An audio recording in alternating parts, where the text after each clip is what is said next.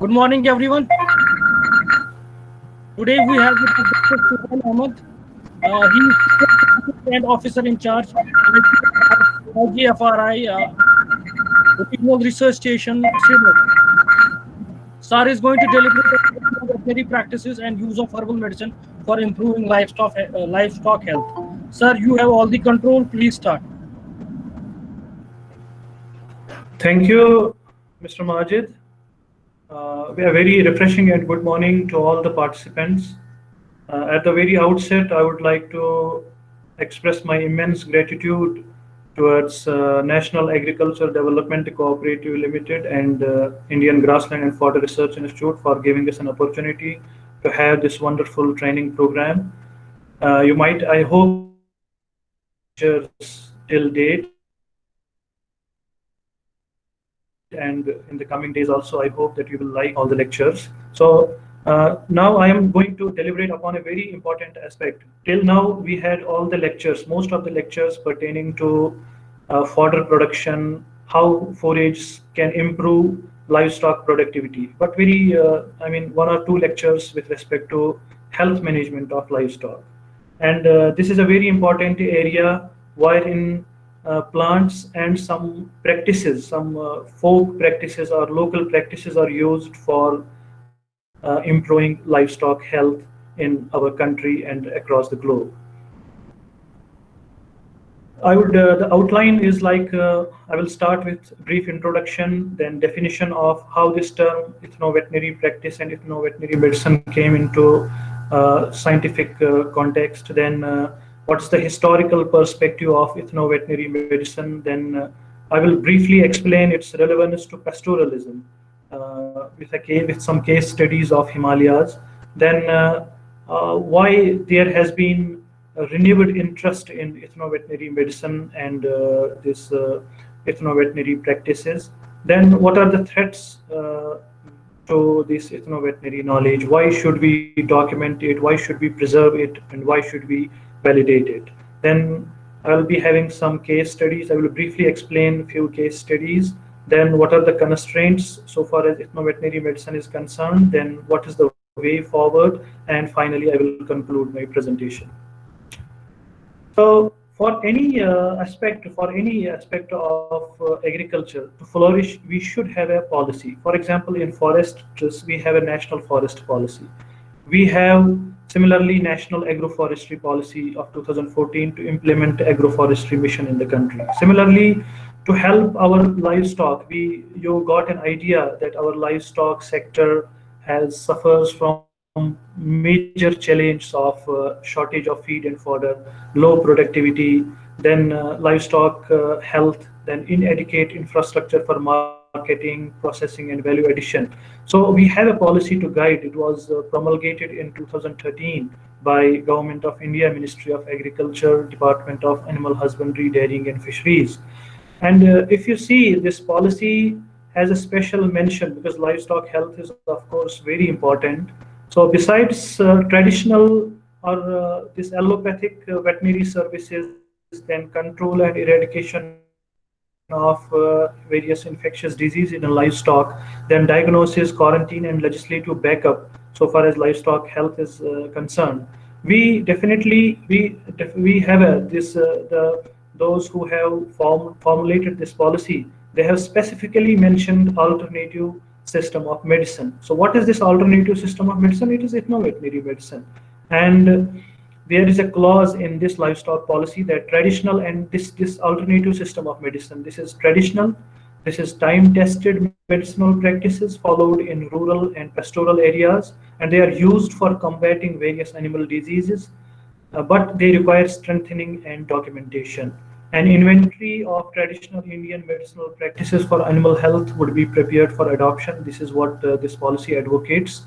And other localized systems in villages in the country, they would be used for ailments against which these are effective. So this was regarding this policy.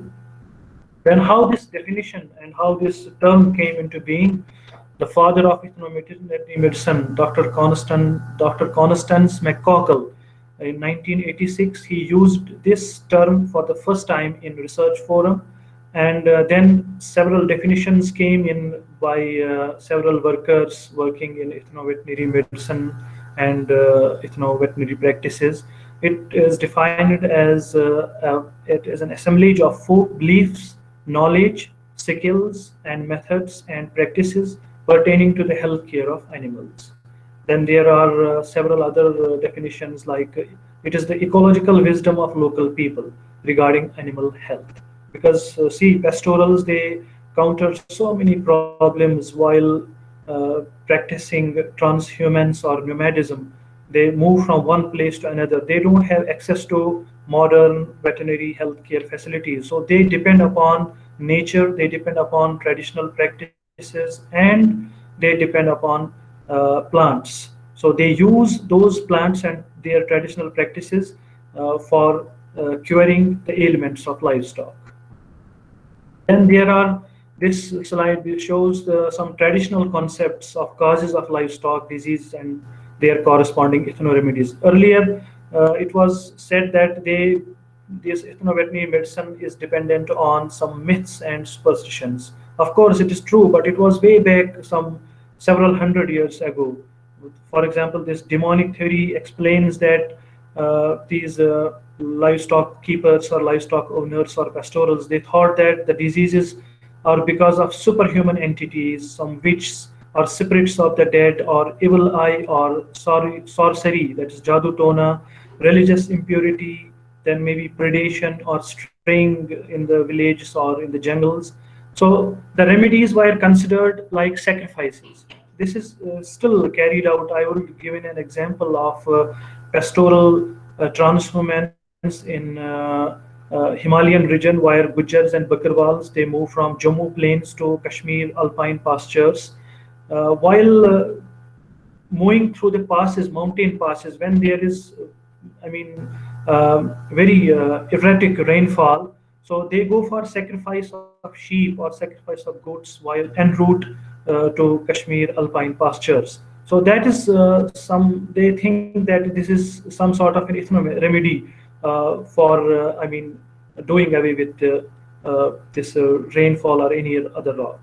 So then there is some believe that it is because of the wrath of the Almighty or their local idols. So this maybe the reasons were given as displeased superhuman being or disease as a punishment from their gods or God. So again, in this case also, the ethno remedy was sacrifices, offering special prayers, changing lifestyle in the community, holding a proprietary right, hiring the services of some local persons, then drenching with herbal infusion. So in this particular theory, we found the reference that they use it to drench the livestock parts with herbal infusions using plant decoctions. Then there was another theory, metaphysical medicine, like maybe the diseases were thought to be as a result of earthquakes, floods, and etc. Then there was another theory, the universe of natural law. We know in Vedas there is a mention of 4 properties of nature like heat, moisture, dryness, and cold. So any imbalance in these elements like air, earth, water, and fire, they caused some problems in livestock. So again, acupuncture and then balance of these 4 elements were thought to be remedy for these livestock ailments. Then contagions like plague or pandemic or epidemic was thought to be the cause of zoonotic diseases. So in this also we found references of using traditional medicine and traditional practices. Then vector theory, a very important theory which came up, that there are some vectors like ticks, like lice, like flies, and some other insects belonging to arthropoda class.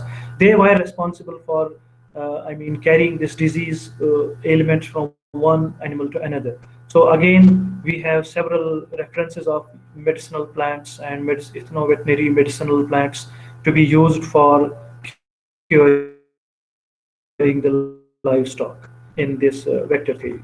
So why there is a resurgence of interest in ethno-veterinary medicine? Because we you see, veterinarians may be well aware about the, and we as humans also know the side effects of allopathic drugs. In human healthcare systems also, there has been a renewed interest in alternative system of medicines of like the system of Siddha, Ayurveda, Unani medicine, and other localized systems. Because of the ill effects of allopathic medicines, the efficacy has been doubtful in case of ethnoveterinary or ethnomedicinal plants. But again, because of the validation and scientific validation and scientific advancement that has come, it has come to notes that they also are equally,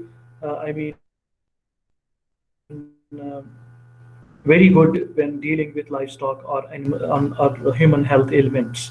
So this veterinary art is such ancient. It's a very ancient. This people have been taming livestock. They have been rearing livestock since time immemorial. So the recognition of this ethnoveterinary medicine in the scientific diaspora came just in early 1980s.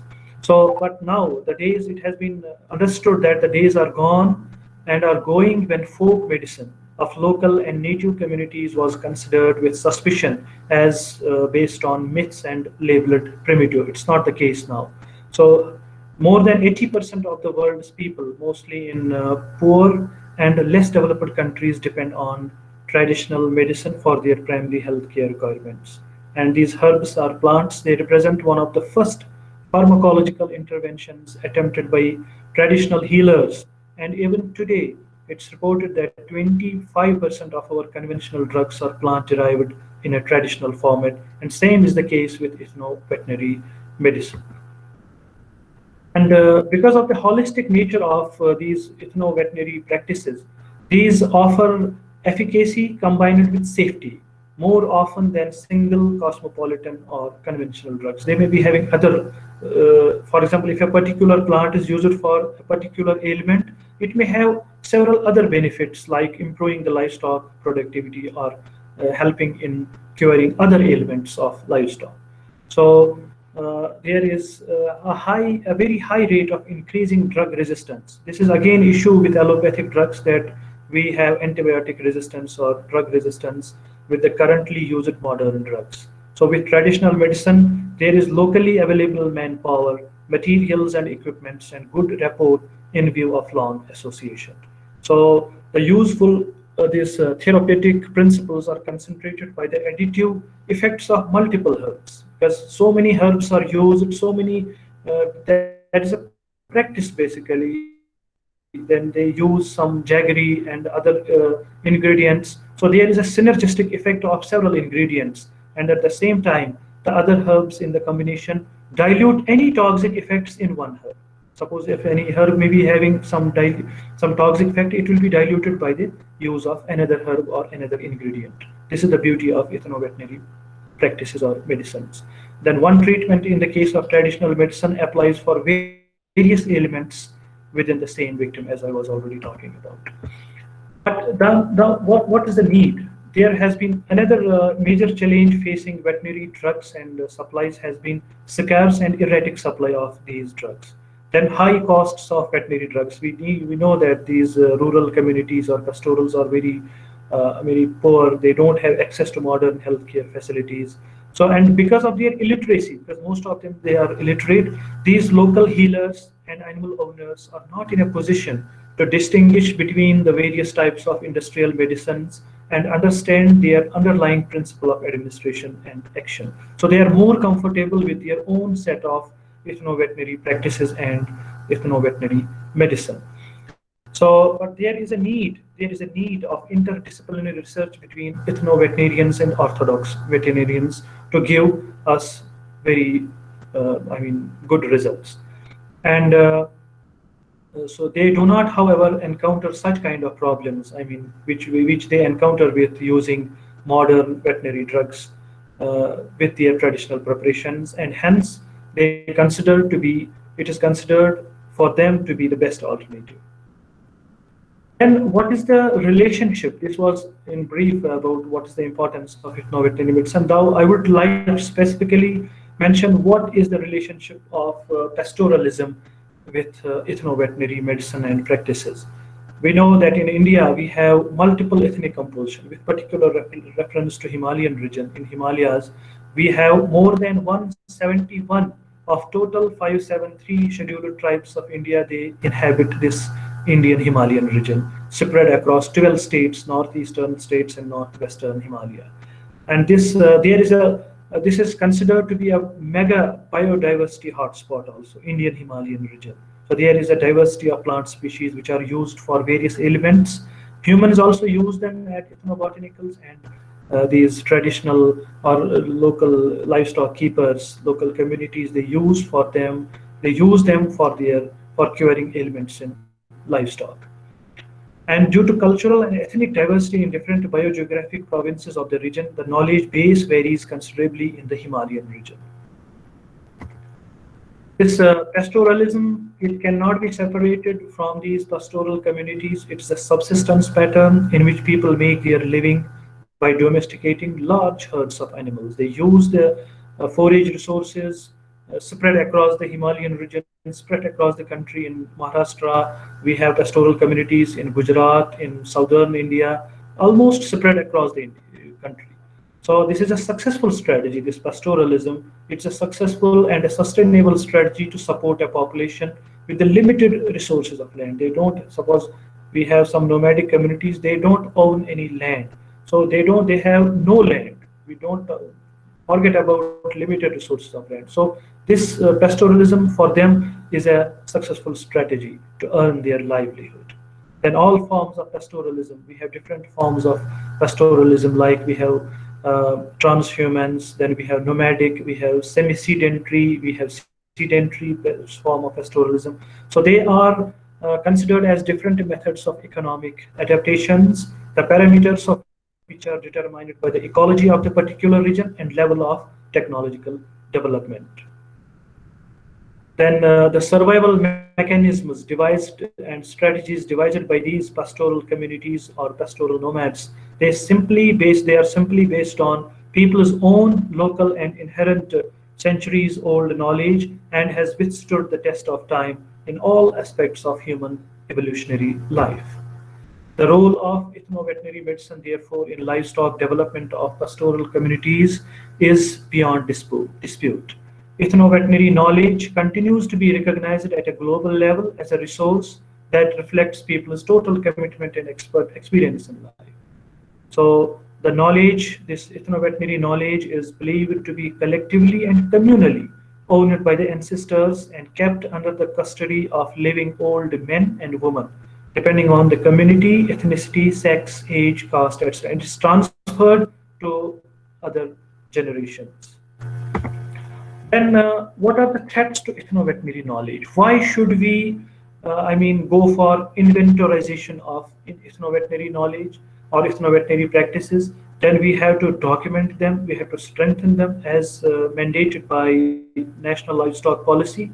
Because see, this is a traditional knowledge. This is with the old men and women, and it is Dr. Patricia Cochrane has rightly said, when an elder dies, it is just like a library burning down, because many hundreds of books and publications can be written out of just one elder's experience with his or her natural environment. So there is a need to inventorize this ethno-veterinary knowledge. There is a need to document this ethno-veterinary knowledge, and also because once we document it, then only we can, standardize it. Then we can, standardize it and validate it, so that it can be used, maybe refined in a very better way in consultation with the traditional healers and pastoral communities. And I'll be having some case studies. I have 6 or 7 case studies, but I will be focusing on just a few of them, elaborating few of them, because it will be time consuming to delve on all the case studies. We have one case study in Darjeeling district of West Bengal. West Bengal, it is also a northeast Himalayan region. It's famous for its biodiversity as well as for medicinal plants. And there is one division, that is Siliguri subdivision, belongs to Darjeeling district. And there are several ethnic groups live in this area, like Santhals, Munda, and Oran tribes. And in this particular investigation, a field survey was done, and a total of 36 medicinal plants belonging to 28 families were found, which were used successfully by the traditional healers of that area for treatment of various diseases and disorders of livestock. This is a list of medicinal plants, and they, along with their local name, family name, and plant part used, and for which ailment, veterinary medicinal use, for which ailment or disorder of livestock they are used. For example, we have Acorus calamus, then we have Agel marmelos, aloe vera. It's these are medicinal plants which have ethnobotanical value, which are used as medicinal plants by humans also, and they are used as ethnoveterinary plants also. And this is the list of some other medicinal plants which these workers have documented. So I'm not going to read all the names and diseases or plant parts or family names, because it will be really boring and time consuming also. And another case study, this was again regarding to, yeah, second case study is of in Sikkim Himalaya, again in a northeast region. It is again inhabited by various ethnic tribes like Lepcha, Bhutia, and Limbus, and so many other tribes. In this study also, these workers, it's a very recent study, in 2012 it was carried out, and they identified some 20 plant species used by local people to cure various diseases and disorders. This is the list of again the plants, then local name, and then how this is what we know. This is what is known as ethnoveterinary practice. For example, if we take the example of Bohinia Vahlai, its local name is there, and how they, I mean, how preparations or how drugs, how they formulate their own preparations, like stem bark paste is applied on fractured bone and bandaged with the help of cotton cloth. So this is used for wound healing.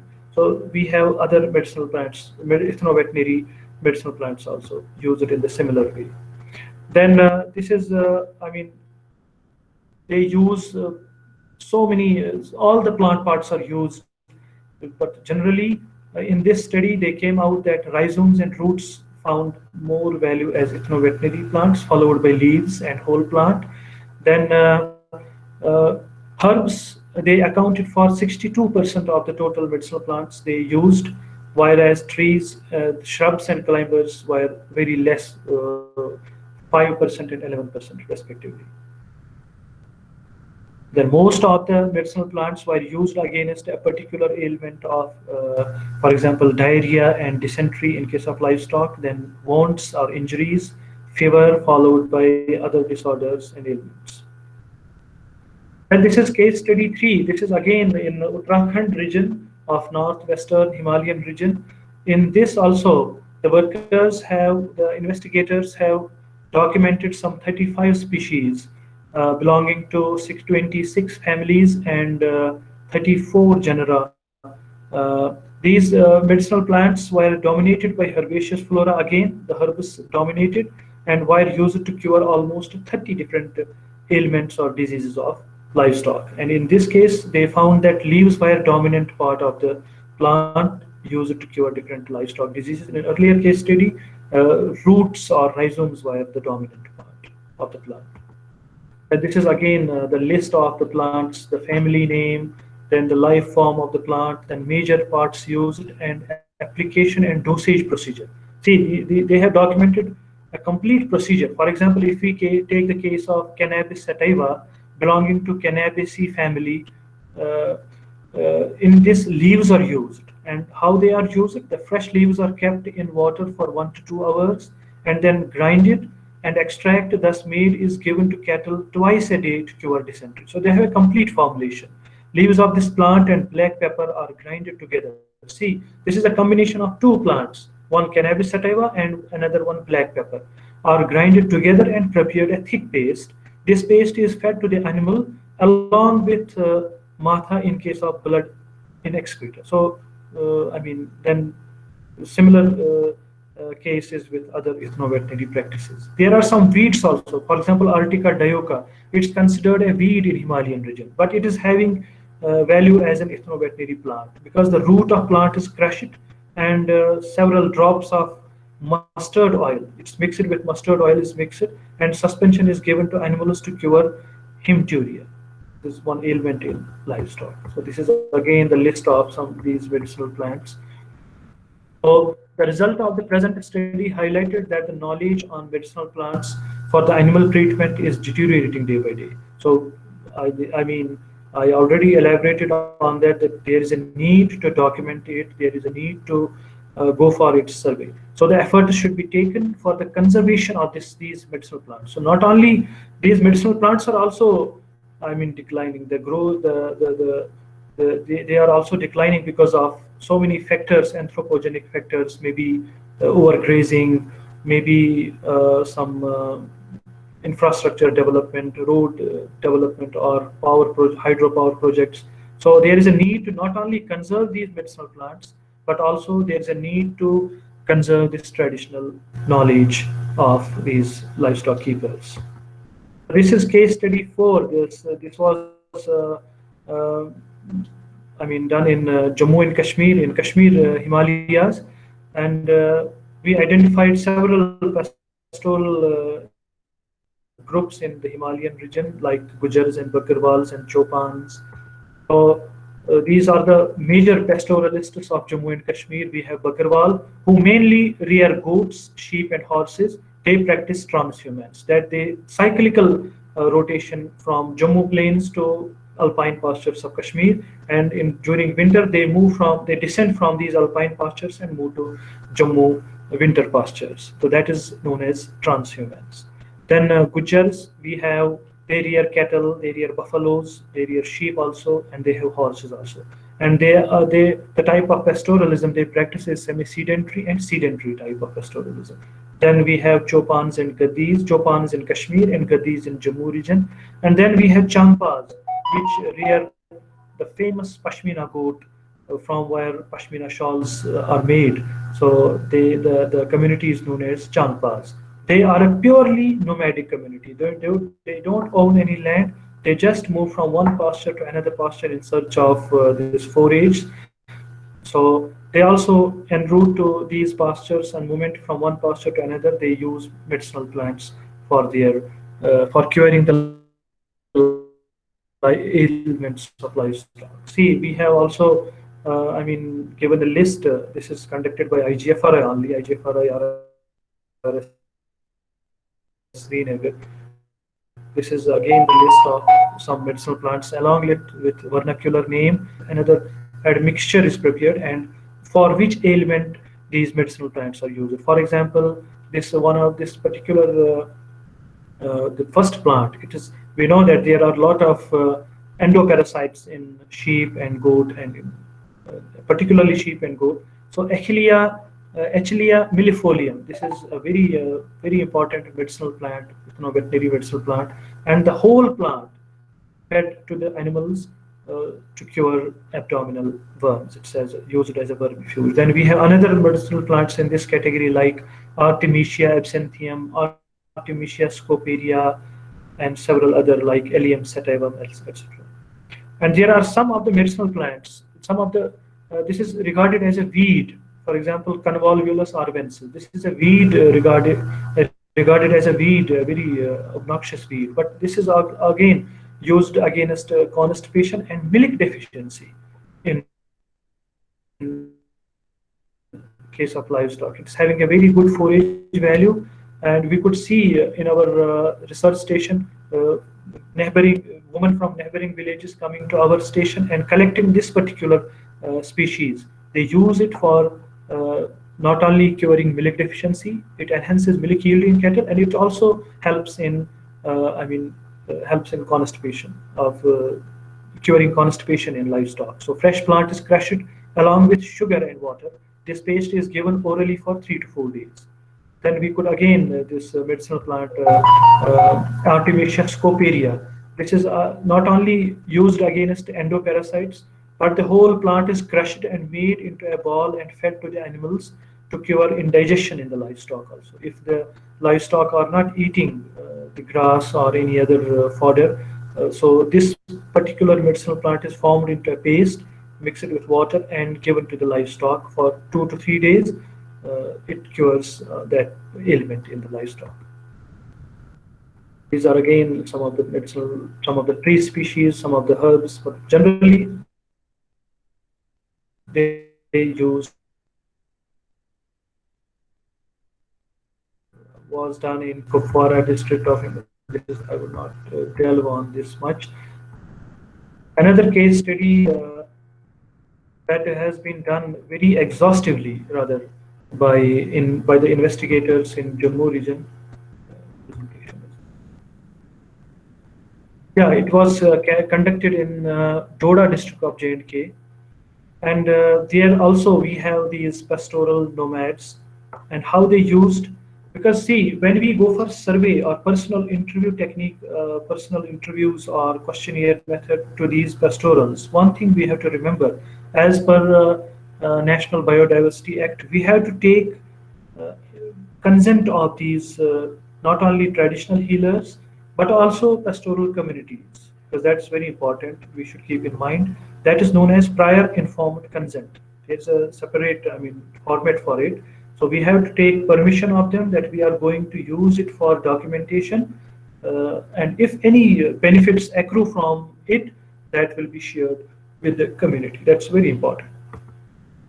See, they have enlisted the disease against which these medicinal ethnoveterinary plants are used, then the local name, then part used, and what is the formulation. The formulation they have given very beautifully. It's a very exhaustive study. If you want, I can share this paper with all the participants. Then against which animals, again, are the livestock categories they are used. So they have given a complete package. This study. And again, this study also, this has used statistical analysis, not only going there, but also, for example, they have used informant consensus factor, which is, calculated, the formula is given. The ICF is calculated as number of used reports in each category minus the number of species used. It divided by the number of used reports in each category. So if its value range from 0 to 1. If the values will be low, say for example near to 0, that means the informants do not exchange information about their use. So it's a very important criteria. If the value, for example, is high, near to 1, so there is a well-defined selection criteria among the community, among the pastorals, and if information is exchanged very frequently between the informants. This is the use of this informant consensus factor. Then another factor which they use is use value. So this is also helps in analyzing the data. It demonstrates the relative importance of species known locally or to the informants. For example, we have a number of species, say for example 32, 33, 4, or 30 species. So what are the species which are having more importance as compared to other species? So this factor gives us that value in quantitative terms.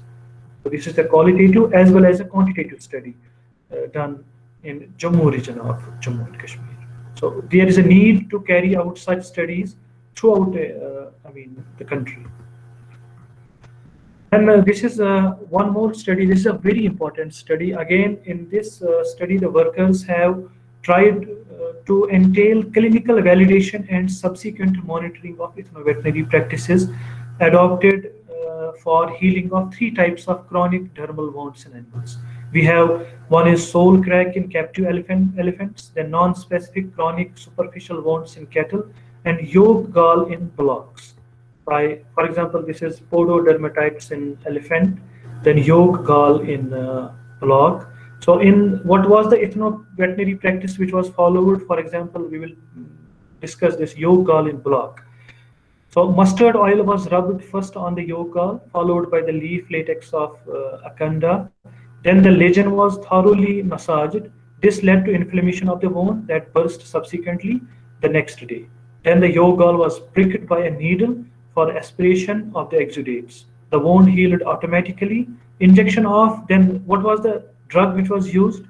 Injection of oxytetracycline along with phenyramine maleate into the yolk gall that continued for 5 days was the allopathic treatment offered to the affected animals. And they studied the efficacy, they studied uh, the effectiveness, quickness, side effects, ease in preparation, availability, and cost effectiveness of these particular medicines. For example, if we see the pardon, there is some noise. Then clinical validation trial on treatment of yolk gall, allopathic and ethnoveterinary medicines. For example, effective. So perception is that allopathic treatment is very highly effective, allopathic treatment. But we could see in this case, ethnoveterinary treatment was more effective than the allo treatment. Similarly, if we see quickness, so it is also at par. Although in allo treatment we were having the value of 10, but in the ethnoveterinary treatment we are having the value of 9.8. So side effects, if we see, the value is more in case of ethnoveterinary treatment. That means no side effects. Then ease in preparation. Ease in preparation is with respect to ethnoveterinary treatment, not with respect to allo treatment. So this is the, the clinical. This study needs to be replicated for other regions, for other ailments, for other ethnoveterinary practices and preparation, so as they can be scientifically validated and standardized and extended to the community for maximum benefits.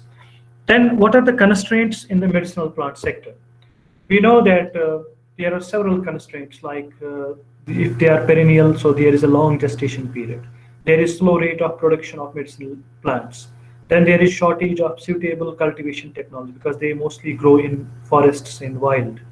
Then the production is very small. Then there is unscientific harvesting.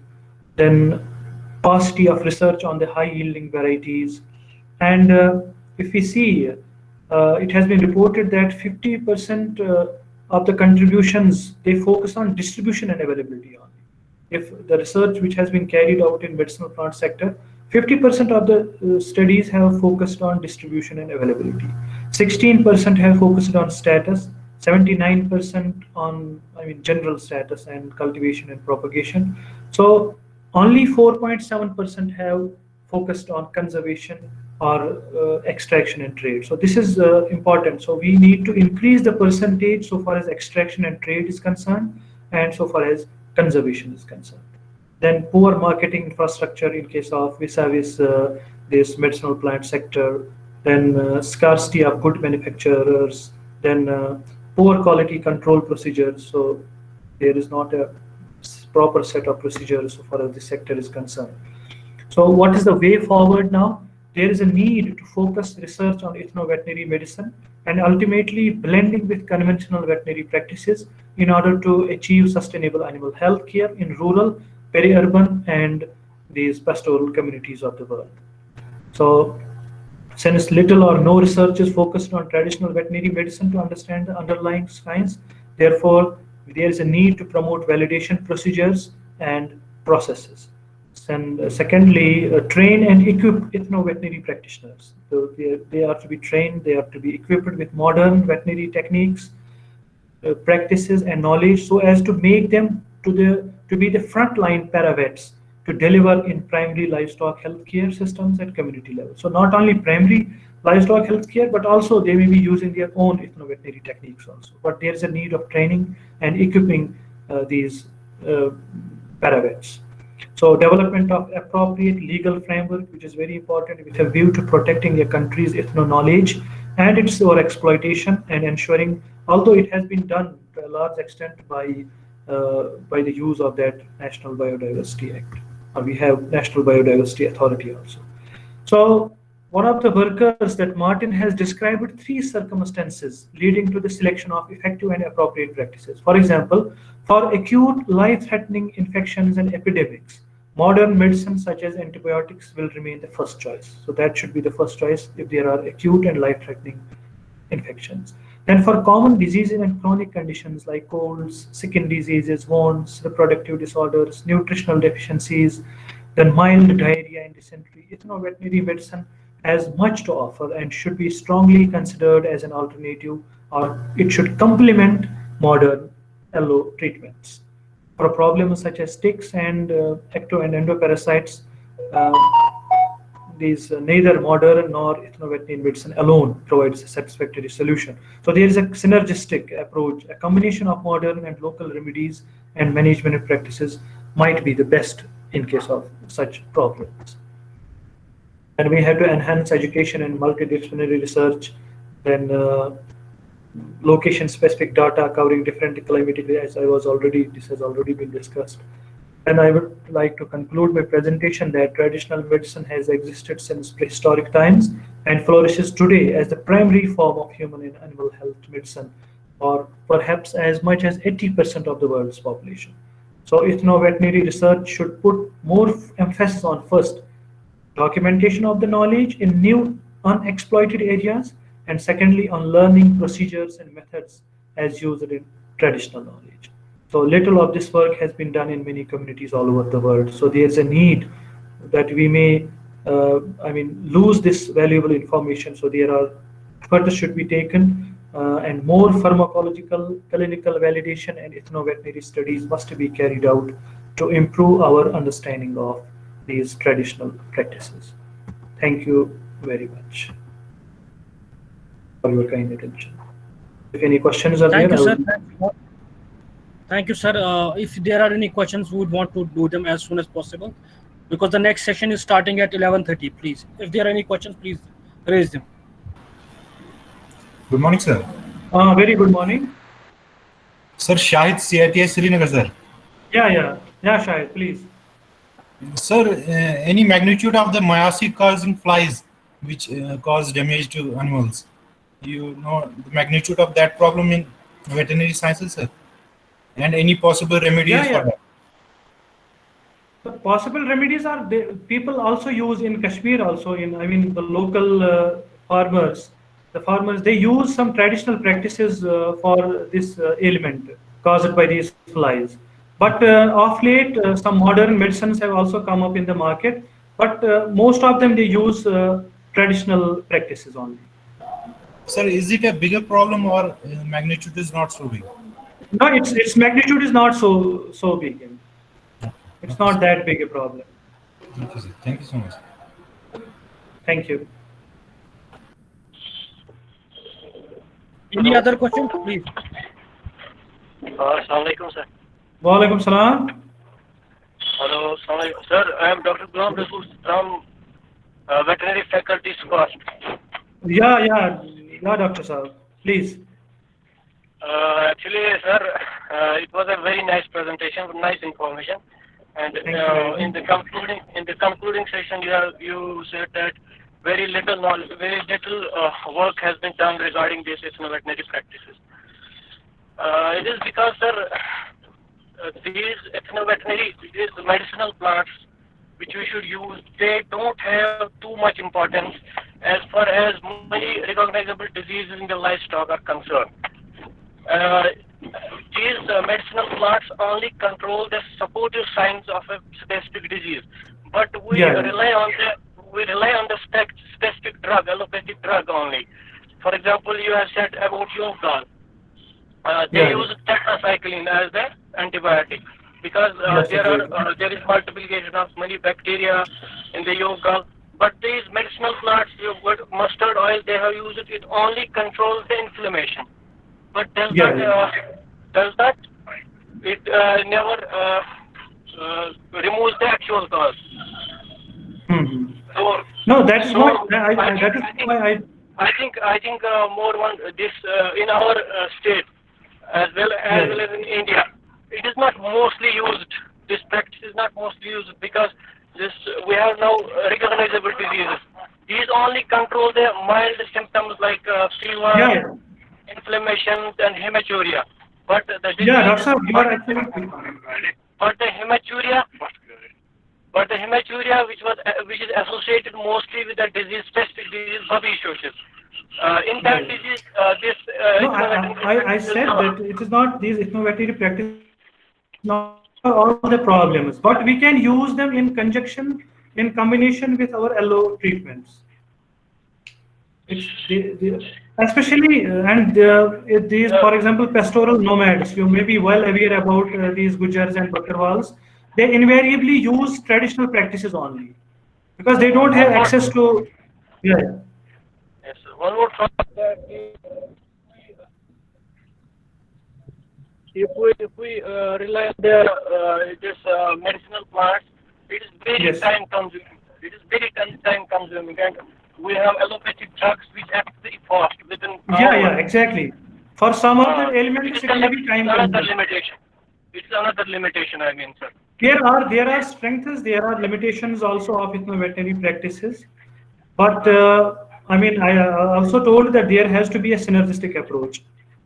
Yeah, there has to be a synergistic approach, and that's why it is the researchers do not focus on this medicinal plants. Medicinal plants. As far as veterinary sector is concerned, that's why it was only suggestion, sir. Nothing else, sir. Yeah. Thank you very much for your feedback. Thank you, Dr. Sir. Okay. Thank you. Any other question? Good morning, Dr. Very good morning. At the outset, I congratulate you for this wonderful presentation, Dr. And thank you very much. I would also like to express on behalf of the participants my gratitude for wonderfully organizing this 21 days training program, though it is still going on, and we hope more deliberations will take place. Congratulations. Thank you, sir. Thank you, sir. Thank you very much. Thank you very much. My query is regarding this convolvulus ervensis. Somewhere I have read about this. It's a what we call it's a weed in maize, I think. Yeah, it's a weed. Yeah. But I have heard somewhere that it's possessing some trypsin inhibitors. It's possessing some. I have went through some research papers wherein it was written that it possesses some trypsin inhibitors.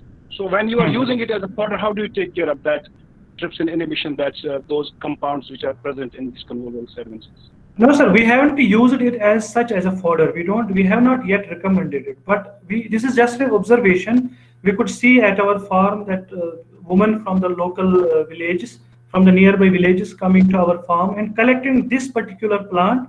And we inquired. Upon inquiring, they said that this is a very good milk enhancer. It acts as a milk enhancer. So that's what. This is a simple observation. It needs validation. It means you are not gone for its bioassay as yet. No, we haven't yet studied other aspects of this. Okay. Now you have raised this concern, so we will be maybe. I'll be sharing that paper. I think after the conclusion of this seminar, I'll be sharing that paper with you. Thank you, sir. Thank you very much, sir. Okay. Thank you very much. Thank you.